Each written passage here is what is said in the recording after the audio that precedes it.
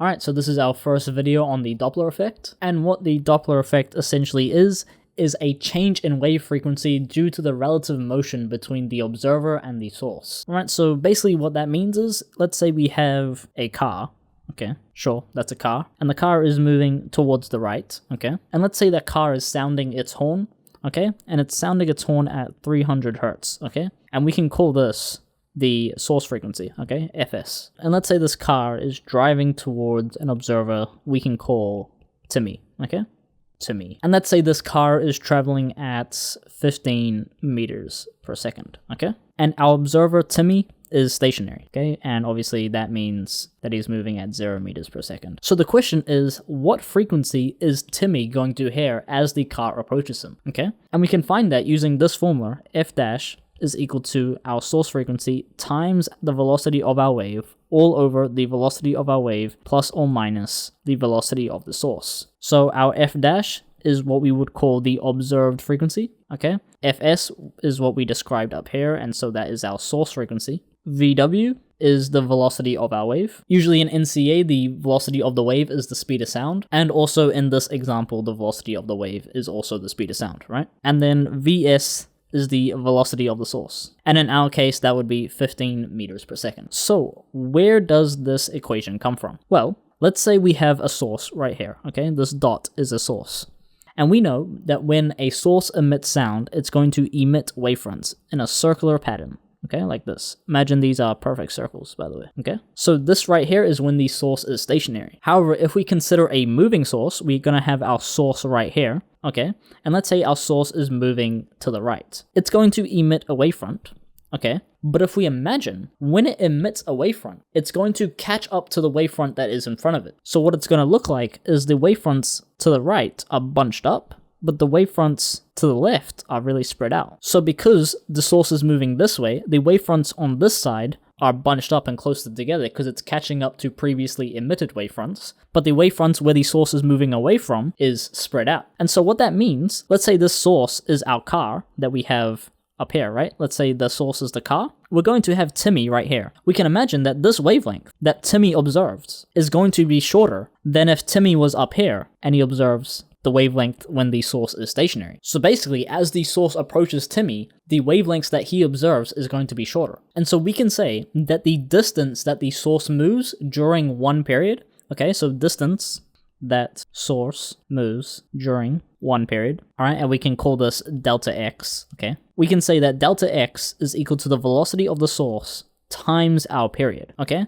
And where this comes from is we know that velocity is distance over time, and therefore distance is velocity times time. Right, so our distance in this case is delta x because I just established that this is the distance that the source moves during one period, okay? And we are measuring the source, so the velocity in this case is the velocity of the source, which I established as Vs. And we're trying to calculate the distance that the source moves during one period, and so our time is obviously the period, okay? So that's where that equation comes from. Now we should also know that our period is the inverse of our frequency, and so we can say that delta x is equal to the velocity of the source all over the frequency, okay? And in this case, this frequency is the source frequency, all right? And so we can call this wavelength that Timmy observes as lambda dash, okay? Lambda prime, if you will. And so we can say that lambda prime is equal to the original wavelength minus the distance covered by the source, okay? Right, so we have our original wavelength, which is this right here, and as the source catches up, we need to minus the distance traveled by that source to get our lambda prime. And remember, our lambda prime is the wavelength that our observer observes. We also know that the velocity of the wave is equal to our lambda all over the source frequency,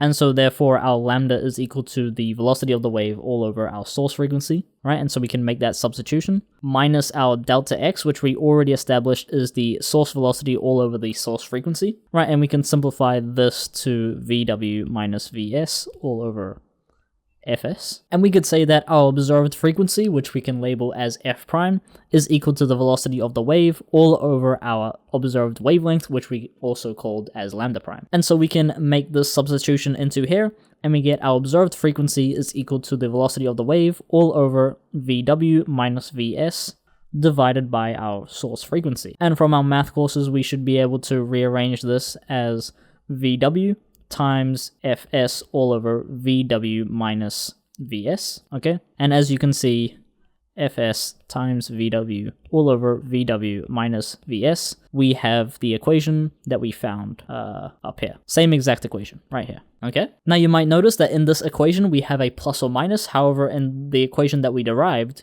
we only have a minus. That is due to the fact that we only derived the case where the source is moving towards us. When the source is moving away from us, we use a plus. So when the source is moving away, we have the exact same equation, however, we have a plus right here, okay? Plus Vs, okay? Now that makes sense. If we go back to this equation right here, if the source is moving away from us, our observed wavelength is going to be the true wavelength plus the distance gained by the source, okay? And if you want, I highly recommend it, go through the derivation once more, but with this plus instead of this minus, and you should get this equation right here, okay? Now, does it make sense that we use this equation for when the source is approaching, and this equation when the source is moving away, okay? As we discussed, when the source is moving towards our observer, right here, the wavefronts in front of the source in the direction of our observer is going to be bunched up. And so our observer observes smaller wavelengths compared to the source, okay? And so if we have our true frequency as f is equal to v all over our wavelength, and we know that lambda prime, which is the observed wavelength that our observer observes, and we know that's shorter compared to our true wavelength, we know that our observed frequency is going to be v all over lambda prime, which is our observed wavelength. If our observed wavelength has decreased compared to the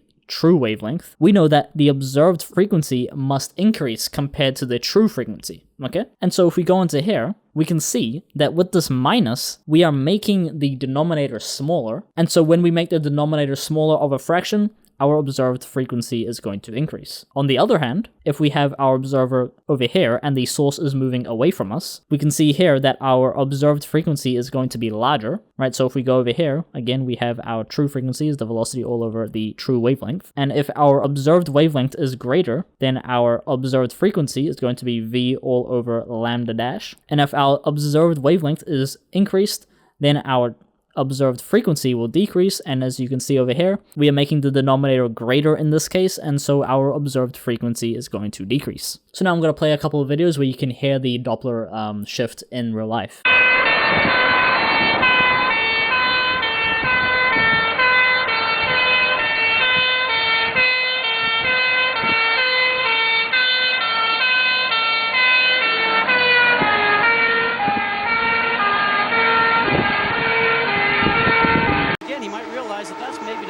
To be. Checker with Giafoni working him. Right, back in the field. Actually back to 6th place. And so in those clips, you should have heard that the frequency on approach was high, and then when the fire truck or F1 car moved past, the frequency dropped, okay? And so that is essentially what we discussed here, right? On approach, the frequency was greater, right? But then as the source moved away, the frequency decreased. One thing I want to draw your attention on is that in that F1 video, we got to hear the engine from the driver's point of view. And when we heard the engine from the driver's point of view, we heard a constant frequency, all right? If you want, you can go back and look at that. So when we were outside the car, we heard a Doppler shift, but when we're in the car, we hear a constant frequency. And that goes back to the definition of what the Doppler effect is. It's a change in frequency due to the relative motion between source and the observer. However, in the F1 car's case, right, let's draw an sexy F1 car, okay? The source, which is going to be the car itself, right, the engine, and the observer is going to be in the car, okay? If the car is moving at, let's say, 30 meters per second, if our driver is in the car, then our driver is also moving at 30 meters per second. And as you can see, there is no relative difference between the source velocity and the observer's velocity. And so the observer, which is our driver, here's the true frequency, all right? It doesn't hear a change in frequency at all. So now I want to draw your attention to a common exam question that may trip some people up. This exam question usually asks us to find the source frequency, okay? And in these questions, we are usually given the frequency on approach. And let's say the frequency on approach in this case is 320 hertz. And we are also given the frequency as it moves away. And let's say this is 284 hertz, let's say.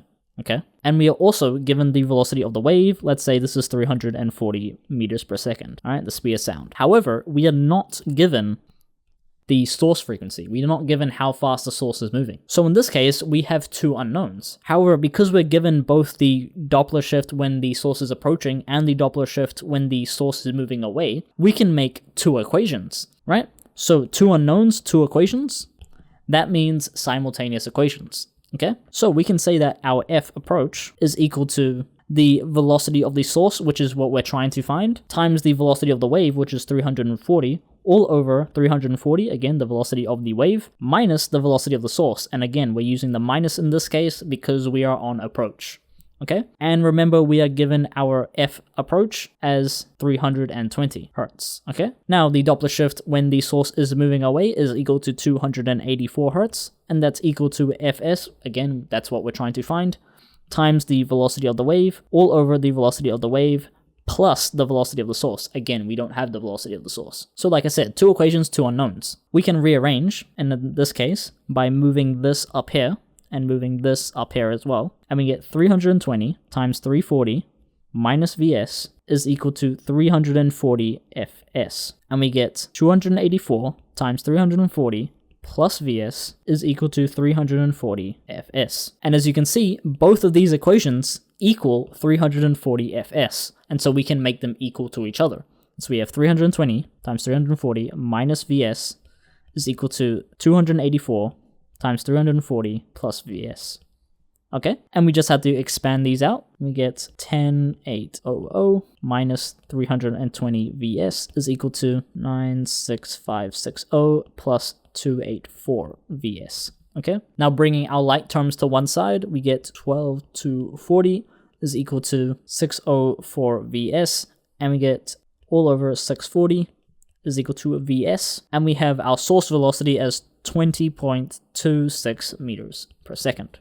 Okay, so now that we have our source velocity, we can simply plug it in back to one of these equations and then rearrange, and we can find our source frequency. Alright, so that's it for the first video on the Doppler effect.